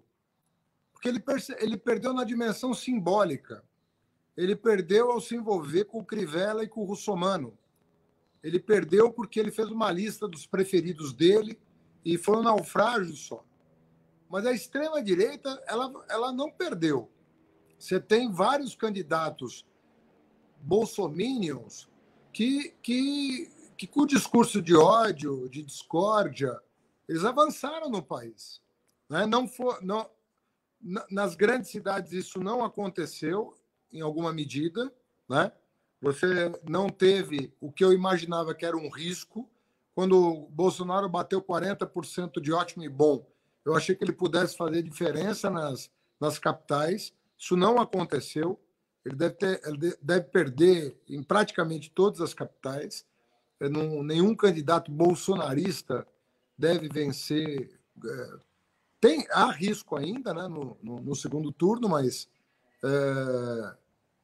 está controlado perto do que se anunciava, né, no começo do processo eleitoral, 3 meses atrás. Então, nesse sentido, eu acho que a Bené tem razão. O Bolsonaro, ele simbolicamente foi muito derrotado. Agora, a extrema-direita ela mantém o discurso. O discurso dela está presente na sociedade brasileira hoje. A gente precisa entender que é um fenômeno novo, porque a extrema-direita nunca deixou de existir, mas ela tinha muita dificuldade de viabilizar um canal de expressão política. E ela encontrou no Bolsonaro, que é um ninguém, ela encontrou esse canal de expressão política.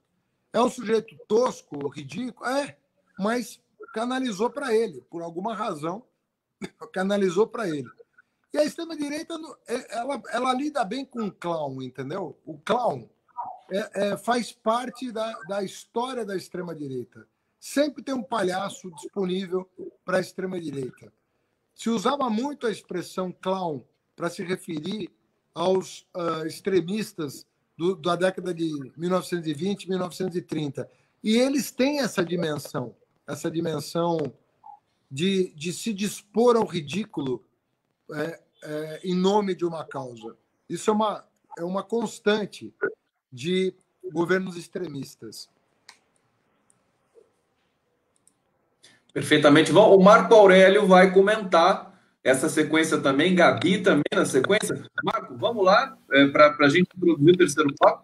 Vamos comentar. Vamos lá para a gente girar.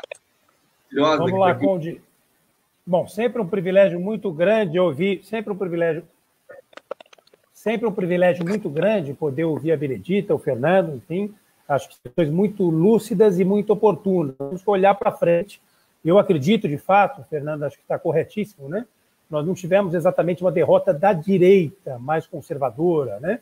Acho que não tivemos uma derrota do bolsonarismo. A direita se reagrupou, criadores de um modo geral demonstra isso, né? E também dos prefeitos nas diversas localidades do país inteiro.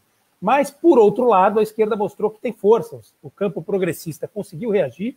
Em São Paulo, por exemplo, nós fizemos mais de 14 vereadores, é um número bastante expressivo, uma Câmara Municipal com 55 vereadores, conseguimos reorganizar com a candidatura da querida Benedita da Silva, o campo progressista no Rio de Janeiro, uma campanha muito bonita, que teve que combater fake news, que teve que trabalhar contra os institutos, enfim, de pesquisa que estavam a todo momento tentando, né, como é que se diz, né, mobilizar a população para dar um voto útil, né? Não na Benedita, mas numa outra candidata, isso com certeza prejudicou bastante, mas nós conseguimos organizar o campo progressista, temos uma possibilidade bastante razoável de avançar em Recife, uma campanha linda da companheira Marília, que realmente também conseguiu reorganizar, né, o campo progressista. Em Vitória, um resultado muito importante. Enfim, no decorrer do país inteiro, nós estamos com resultados bastante expressivos, né? Essas eleições, enfim, elas são, como falou o Fabiano, um apontamento. Porto Alegre, verdade. Em Porto Alegre, em especial, nós estamos combatendo uma campanha de ódio, né? A Manuela sempre foi vítima, quando foi vice, inclusive, do Fernando Haddad, isso ficou muito claro, né? Na última campanha presidencial, sempre foi vítima da indústria da fake news, uma cidade que, por si só, já é bastante conservadora e está sofrendo muito agora, né? Nós temos que realmente dar todo o apoio e hipotecar a nossa restrita solidariedade, que ela está fazendo uma campanha muito bonita em Porto Alegre, que é realmente o reduto do conservadorismo, né? Mas, de qualquer forma, ela acendeu uma chama de esperança e de resistência.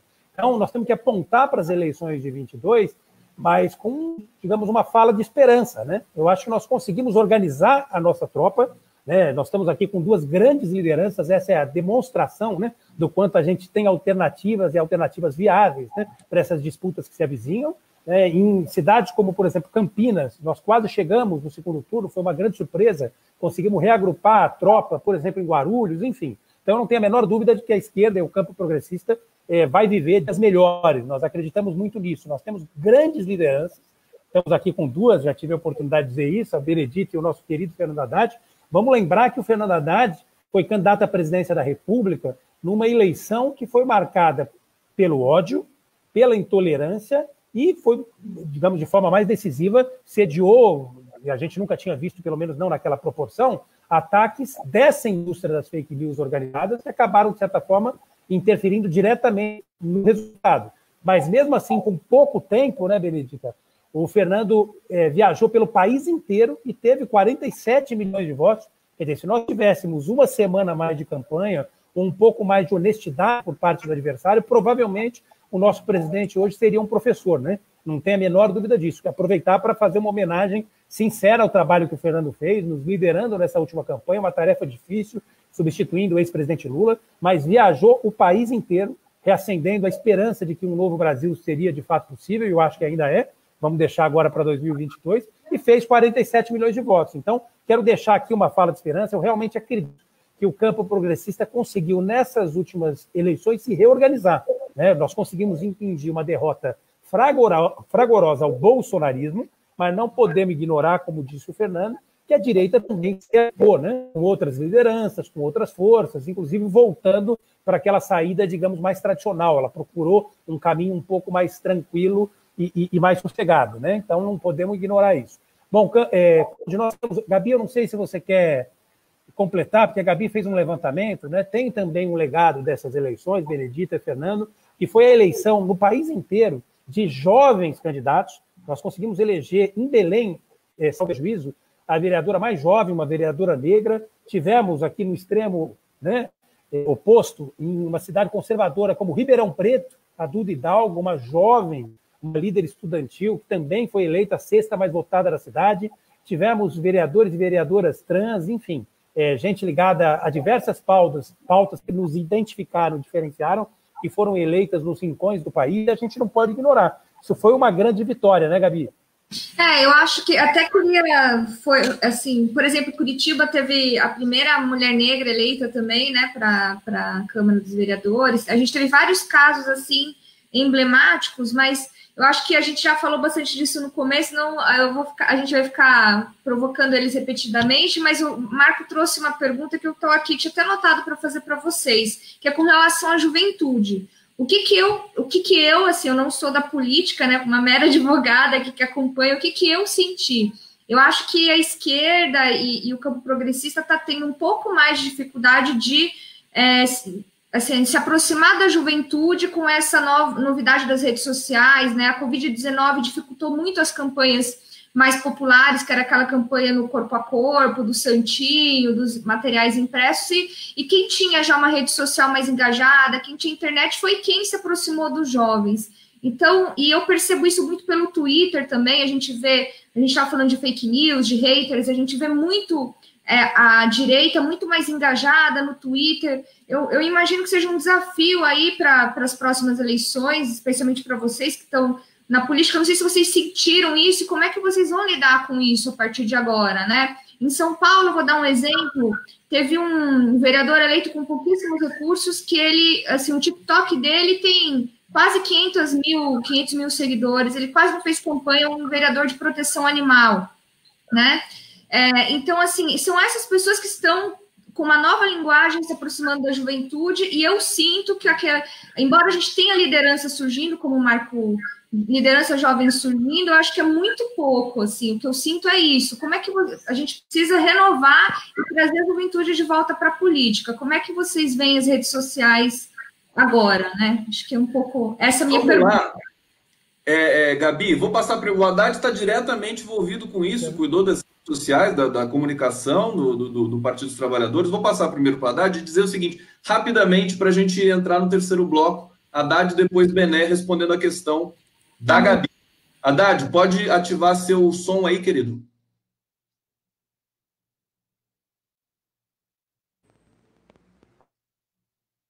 Ativou. Opa, bloqueou de novo. Aqui para mim. Deu? Sim, deu. Tá bom. Olha, eu não vi os números sobre eleição de jovem, eu não vi esse recorte. Se tem mais ou menos jovens nas câmaras do Brasil, eu não vi. Eu vi aqui em São Paulo. Aqui em São Paulo, eu acho que tem boas novidades acontecendo. Teve uma abertura.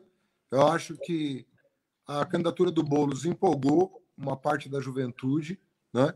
Acho que o desafio dele está, nesses 15 dias, entrar mais na periferia, né? Pelo desconhecimento que as pessoas têm nele. Mas acho que hoje mesmo tem uma notícia no jornal dizendo da dificuldade do Covas dialogar com o jovem. E, de fato, o Covas nasceu com uns 120 anos, né? Porque é uma velharia o programa dele é uma coisa assim que não dialoga com o futuro, que não é nada, né? Não dialoga com absolutamente nenhum anseio da juventude, do que a juventude entende por cidade, né? Nós fizemos uma gestão muito voltada para o futuro da cidade. São Paulo teve mais de 12 prêmios internacionais por políticas públicas voltadas para o futuro. E a juventude captou isso, né? E a atual gestão retrocedeu muito do ponto de vista do diálogo com uma cidade moderna. Eu acho que o desafio que está colocado em São Paulo é esse, né? De fazer a cidade se reencontrar com uma plataforma de futuro. Mas eu não vejo o jovem... Eu acho que o jovem... Eu vejo com muito bons olhos o que está acontecendo. Sabe, eu acho que nós temos 8 milhões de universitários no Brasil, nunca aconteceu isso, né? Tem muita mulher cientista, muita mulher intelectual, muitos negros. Hoje a maioria da matrícula na universidade pública é de negros. Então eu vejo essa geração, eu acho que essa geração vai fazer história. Vai mesmo. Eu queria até aproveitar, antes de passar para a Benê, comentar um comentário de uma cineasta, Maia Darim, entrevistei há pouco tempo, e ela disse que o cinema brasileiro está num momento muito bom. E aí eu perguntei para ela, por que você acha que está tão bom assim, quer dizer, com a cultura sendo atacada? Ela disse, a gente está semeando aquilo que nós colhemos atrás. Então, eu acho que essa questão do jovem, da participação, tem a ver com essa semeadura. Está chegando, né, Haddad? Acho que é isso que você deixa como recado aqui.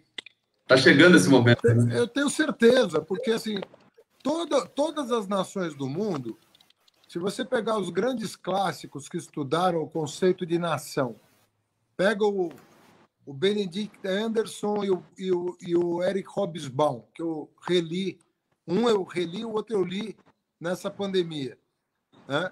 Você vai ver que os dois coincidem no diagnóstico de que quando a classe trabalhadora chegou à universidade, se compôs o conceito de nação.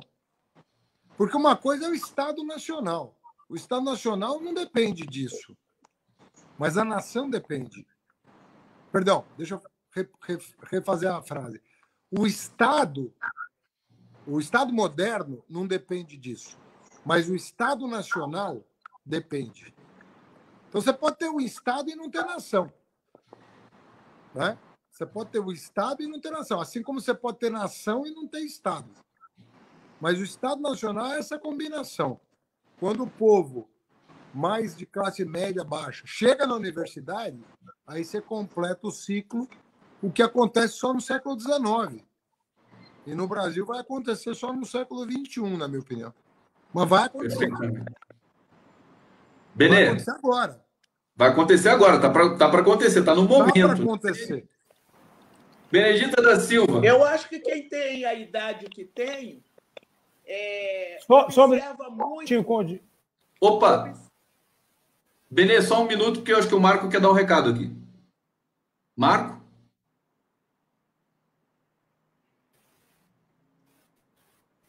Pronto, Conde. Não, rapidamente, Benê, só dizer o seguinte, acho que o grande desafio, a Gabriela foi muito bem, o campo desse modo geral é utilizar as redes como uma ferramenta de disputa política, né?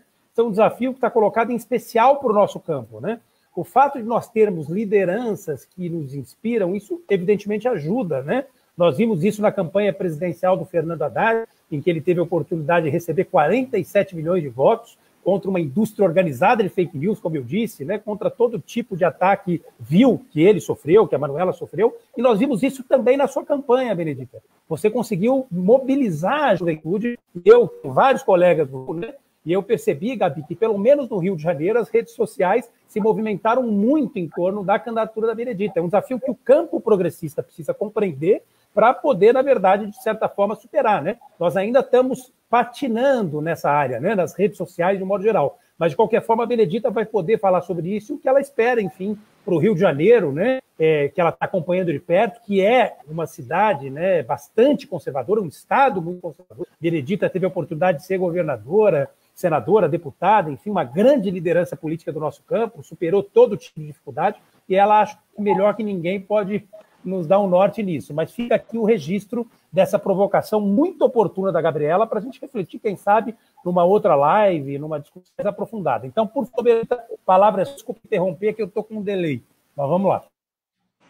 Olha, é só para dizer que quem tem a minha idade vê algumas coisas que talvez a gente não encontre nos livros. E eu fiquei pensando aqui, né, no meu tempo de vida. E aí eu coloquei 20 anos, 40, 60, e agora já vou entrar daqui a pouco nos 80. E a gente não percebe, mas você tem sempre uma mudança, e essa mudança ela se dá pela juventude. O aprendizado vem com a juventude. Por isso, minha campanha ela tinha muitos jovens, porque eu sou uma dinossauro nesse negócio e sabia que nós teríamos alguns embaraços, né, para estar nos colocando numa campanha digital. Essa é uma realidade.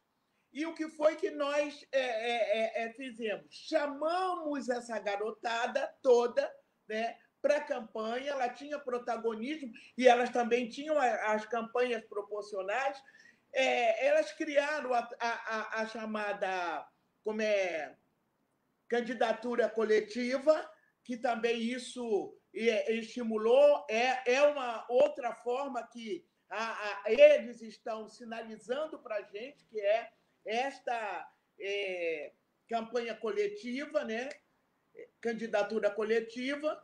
E uma das coisas eu percebi, e aí nós introduzimos no programa de governo durante o período da campanha, que foi por entender essa dificuldade que nós temos de aproximar com essa juventude e principalmente essa juventude do mundo digital.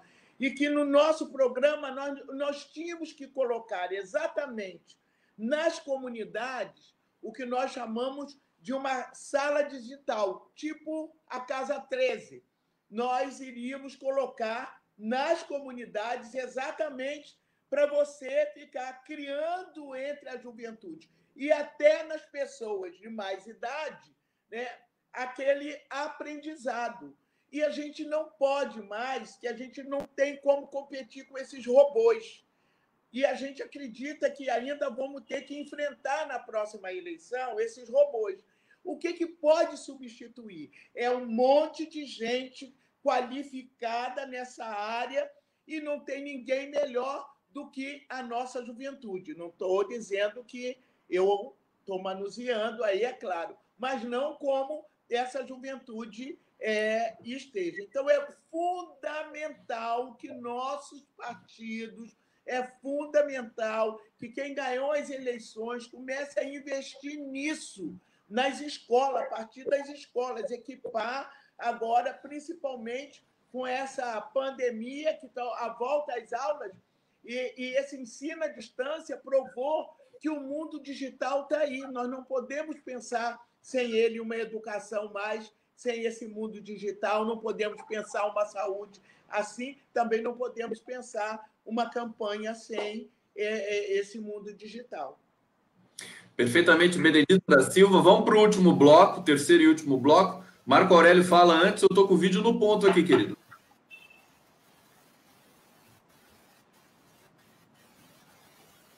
Perfeito, muitíssimo obrigado mais uma vez, Conde, pelo teu suporte. Hoje eu estou com um probleminha de delay. Agradecer mais uma vez o Fabiano e a Gabi. Nós fizemos, Benedita, quase 50 lives. O Haddad nos dá a honra e a alegria de acompanhar quase todas, enfim, sempre que possível. E a Gabi, na verdade, não pôde participar de 2 ou 3 e as redes já estavam, né, Conde? Já estavam revoltadas, pedindo para a Gabi voltar. Então, hoje nós estamos tendo a alegria de receber a Gabi de volta, que ela está para uma tarefa muito importante. Ela que é uma professora conceituada de direito constitucional e uma grande referência em direito eleitoral, advogada da área, esteve muito ocupada com essas tarefas da advocacia eleitoral. Eu, Fabiano e o Conde passamos um riscado, como diz o ditado, né, para justificar a ausência dela, que a gente sente sempre muito, né? Mas para receber a Benedita e o Haddad, evidentemente que nós tínhamos que estar com toda a coordenação do Prerrogativas presente. Eu reitero aqui que é um dia realmente muito feliz, em que das últimas horas. Vocês são 2 grandes lideranças, nós temos um orgulho enorme de poder caminhar ao lado de vocês e, mais do que isso, sob o comando, como eu disse, lúcido e sempre assertivo de vocês dois, né? O Haddad, Benedita, ainda acende em todos nós uma esperança realmente de um Brasil melhor, assim como você, eu não tenho a menor dúvida, a gente estava dizendo ainda hoje, né? Que privilégio teria o país de ter um presidente professor, né, para enfrentar essa pandemia, para enfrentar, enfim, esses episódios tão tristes de racismo estrutural, de machismo estrutural. Com certeza, eu não tenho a menor dúvida, o Haddad faria um grande pronunciamento em relação a isso, e mais do que isso, estabeleceria um conjunto de políticas para reconhecer e evitar esses episódios tão tristes que se somam aos montes, né? Então, Conde, nós vamos passar agora um vídeo.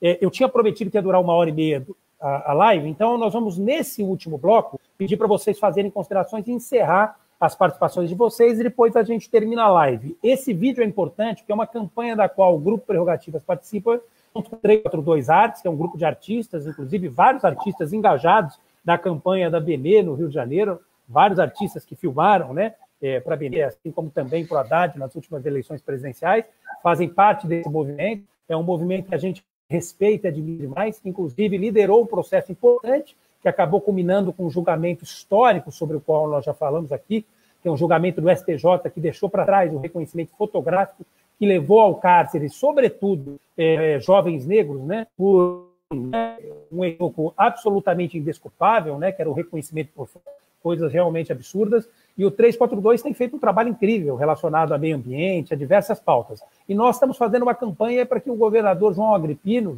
Dória, governador de São Paulo, nos receba a sociedade civil para discutir letalidade policial. É um critério que nós temos aqui em São Paulo. Inclusive, viu, nós não vamos entrar nessa pauta, evidentemente, mas para mim, Benedita, eu tenho dito o seguinte, que o Dória é uma espécie de Bolsonaro com Botox e com Gomex, né, com brilhantina. Para mim, eles são muito parecidos.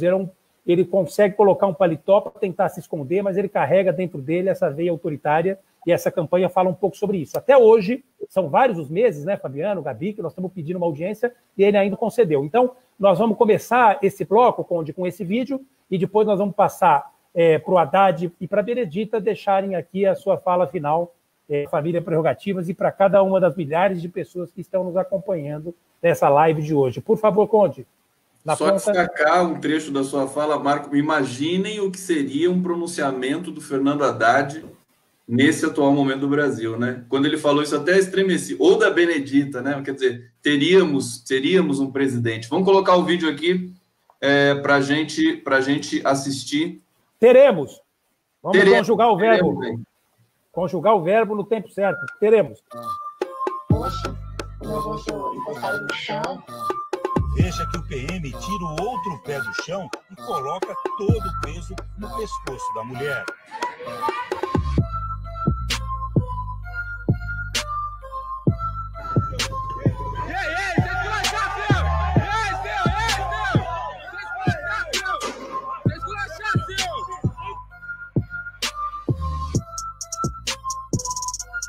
Essas imagens são as últimas do adolescente pouco antes das 2 horas da manhã, conversando na frente da viela. 5 minutos depois, aparecem 2 homens. Um olha para fora e se abaixa, como se estivesse pegando algo no chão. Depois, outro homem sai e olha a rua. Ele tá com as mãos para trás e parece carregar uma arma.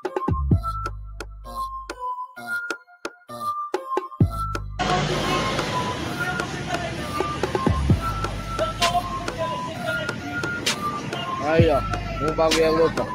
Desse jeito aí, rapaziada, ó. Desse jeito aí, ó.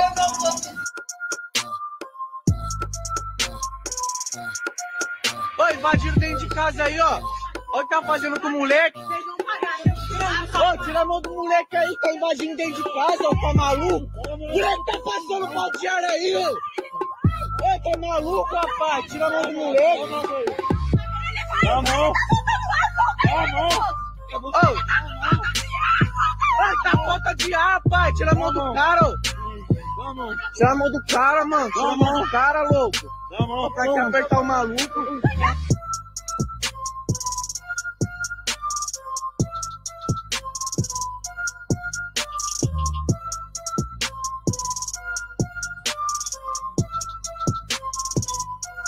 Tô acabando.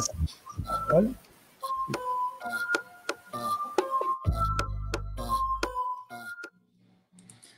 Vamos lá, então foi esse o vídeo, o nosso penúltimo, né? Porque acho que a gente vai encerrar com outro vídeo. Marco Aurélio, vamos fazer então as considerações finais aqui dessa live maravilhosa, o público adorou. Eu não pude trazer aqui os comentários, porque foi muito corrido. Eu vou saudar aqui Nildo Cabral, Rubinho de Vinéia, do Grajaú, Maria Luísa Fagundes, Marilene Campos, apenas para prestigiar o público maravilhoso que nos acompanhou até aqui. Marco Aurélio, já passando para você.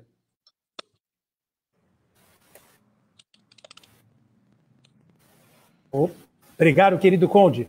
Na verdade, para encerrar, então, eu vou pedir para o Fernando Haddad fazer as últimas considerações, agradecer mais uma vez a sua presença, querido Fernando, um grande amigo de todos nós, e depois nós vamos passar para a Benê, e aí Gabi e Fabiana, e a gente encerra. Por favor, Fernando, a palavra é sua. Prazer te ouvir. Bom, Marco Aurélio, Gabriela, Fabiano, Conde, um prazer ter estado com vocês aqui nesse sábado. Queria cumprimentar quem está nos assistindo. Queria saudar a nossa Bené, a possibilidade de estar compartilhando com ela esse espaço virtual e a gente poder, de certa maneira, matar um pouquinho a saudade. E, olha, cumprimentar o Prerrogativas pelo trabalho que vem fazendo, sempre escolhendo temas corretos, causas justas. A gente precisa avançar mais. O direito ganhou uma proeminência na nossa sociedade. Você lembra que, depois da redemocratização, a gente só falava de economia, né? E o Brasil retrocedeu tanto que a gente voltou a falar das instituições, do reforço à República, à transparência, à imparcialidade. Voltamos a falar de coisas que estavam há muito tempo sem estarem na ordem do dia. E se não fossem os advogados como os que se reúnem nessa plataforma, a gente não poderia ter nem a esperança de dias melhores. Mas a militância, né, da advocacia, que não está medindo esforços para garantir as instituições, apesar delas próprias, parece que tem uma espécie de autossabotagem das instituições brasileiras que se deixam corroer por dentro, mas está aí o Prerrogativas mantendo aí a chama da liberdade, a chama da justiça, né? Sempre vivas, que é a garantia do nosso futuro. Sem justiça, sem liberdade, não há civilização. Então, eu espero que a gente esteja sempre juntos na defesa desses princípios balizadores da convivência humana. Obrigado a todos, um grande sábado, beijo no coração da Bené e um abraço a todos os cariocas que votaram nessa querida e amada governadora, senadora da República. Abraço, Bené. Bené, já está com você, querida. Agora nós vamos passar, então, a palavra para a nossa querida Benedita. Eu quero também cumprimentar a você, Marco Aurélio, a Gabriela, ao Fabiano, ao Conde e ao meu querido Fernando Haddad, dizer, olha, eu gosto muito de dizer para as pessoas que eu gosto muito, como eu gosto de você, eu digo assim, eu te amo. Viu? Esse eu te amo é muito sério, essa é uma coisa muito forte para mim dizer eu te amo. Eu não ando dizendo eu te amo por aí, não, mas eu te amo, tá, Haddad? Muito. E a todos que nos acompanharam nessa live, eu quero agradecer muitíssimo a Prerrogativas. Foi um momento muito importante e necessário, particularmente para mim. Nós, nessas últimas 24 horas, nós estamos buscando realmente todos os canais necessários, não só para denúncia, mas para chamar a atenção da nossa sociedade, da nossa população, que é impossível conviver neste país com o racismo. E que tudo que nós queremos é conviver com as diferenças. Exatamente que o Brasil está precisando. Deixar de ser intolerante, deixar de ser essa pessoa... As pessoas estão ficando com um desamor muito grande e é preciso que as pessoas tenham respeito, que elas tenham confiança. Afinal de contas, nós somos seres humanos e nós precisamos um do outro. E se nós precisamos um dos outros, eu diria a você, que é um empresário bem-sucedido, uma pergunta.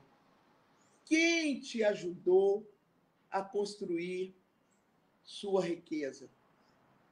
Quem?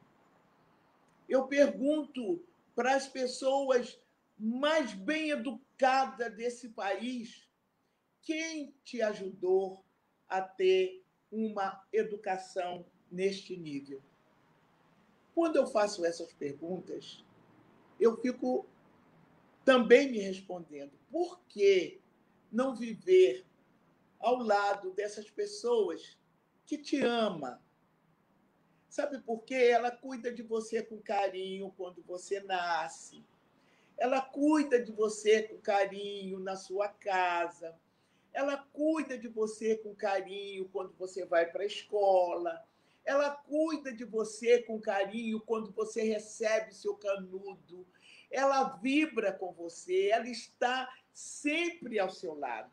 E não existe uma família brasileira que não tenha tido do seu lado uma mulher negra ou um homem negro lhe prestando serviços.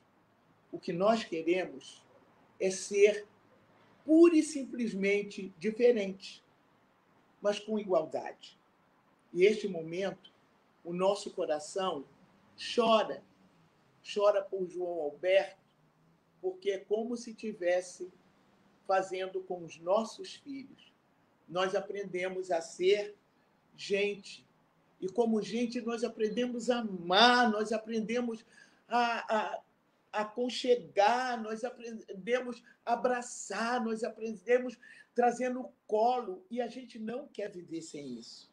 E quando a gente vê num semelhante essas atitudes, que não são dignas, ela nos incomoda.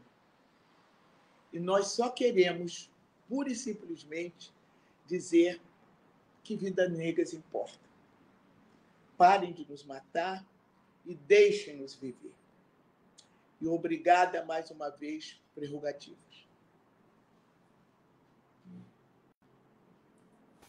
Muito obrigado, realmente uma honra e um privilégio enorme recebê-la aqui.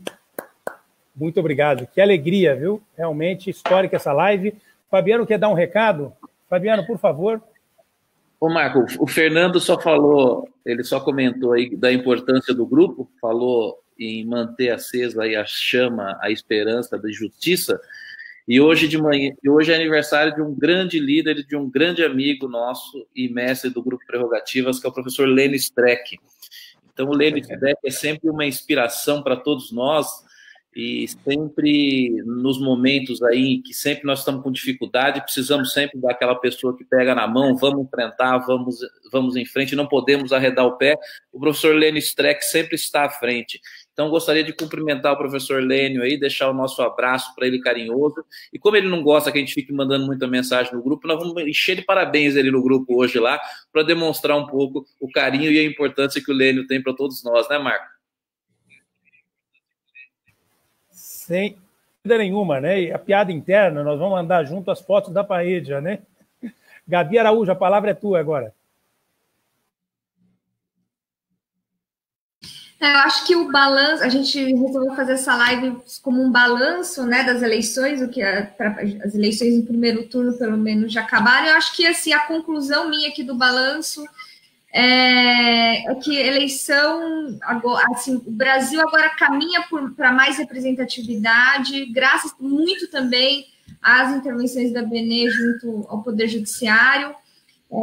Não tem democracia sem inclusão, né, sem igualdade de gênero, não sei nem por igualdade, porque nós sabemos que a maioria da população brasileira é de negra, então sem representatividade, os corpos sociais têm que estar representados também nos espaços de poder. E aí eu queria finalizar agradecendo a Benê, minha diva, e ao Fernando Haddad, mas citando também a Angela Davis, que é uma grande, né, nesse livro Mulheres, Cultura e Política, ela fala na página 22 o seguinte: as raízes do sexismo e da homofobia se encontram nas mesmas instituições econômicas e políticas que servem de base para o racismo. Acho importante a gente ficar com essa reflexão para finalizar a nossa live e pensar o futuro deste país. Obrigado, isso, gente. Gabi. Um abraço. Obrigado, Fabiano. Marco. Grande Gabi. Marco. Querido Conde, tem um comentário aqui que eu acho que simboliza bem. Tem um comentário aqui que eu acho que simboliza bem. Da Carla Rico. Conforto ouvir Benê e Haddad. Precisamos de políticos assim, empáticos e ricos intelectualmente. É o sentimento, enfim, de toda a rede que acompanhou as atividades de hoje. Conde, você tem algum recado antes da gente encerrar? Eu tenho um desenho seu, Marco, do nosso querido João Pedro. Olha só que bacana o desenho. Esse é o Marco Aurélio de Carvalho, está aqui. Ele mandou com muito carinho o João Pedro, que ele se diz o maior desenhista autista do Brasil e do mundo. Então, um beijo para o João Pedro, que está assistindo a live aqui com a gente. E era esse desenho. Depois a gente acho que vai terminar com mais um vídeo para encerrar a transmissão. Marco, quer comentar mais alguma coisa? Bom, agradecer o João, que hoje pela manhã já me disse que é um grande amigo do Fernando e também da nossa querida Benedita, um grande admirador. É um menino realmente incrível, super sensível. Muito obrigado, João. Adorei o seu desenho. Ficou muito melhor o desenho do que a realidade, né? Mas, enfim, vamos lá. Dizem que quando você desenha, você, na verdade, coloca para fora aquilo que você vê, que você sente. Então, estou feliz porque ele fez uma coisa muito bacana. Mas é isso, então. Queria agradecer mais uma vez, Fabiano, Gabi, Fernando, Benedita, você, Conde, pelo apoio que tem nos dado, um apoio muito importante nessa parte de tecnologia, e a família Prerrogativa de modo geral. Acho que aqui ficou uma mensagem bastante positiva. Nós trouxemos duas pessoas que são realmente uma inspiração para todos nós. Vale a pena continuar lutando por um Brasil melhor, por um Brasil verdadeiramente inclusivo, verdadeiramente antirracista. Esse é o nosso compromisso, com a luta intransigente pela democracia e pela rigidez das instituições. Meu boa tarde a todos e com vocês o nosso vídeo de encerramento. Forte abraço. Obrigado muito a todos. Obrigado. Super abraço.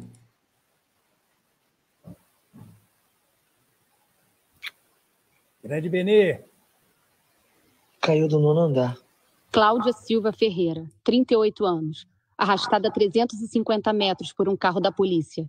Bianca Regina de Oliveira, 22 anos, baleada na cabeça enquanto dormia em sua casa durante uma ação do INEA na Cidade de Deus. Marielle Franco, 38 anos, 4 tiros na cabeça dentro do próprio carro.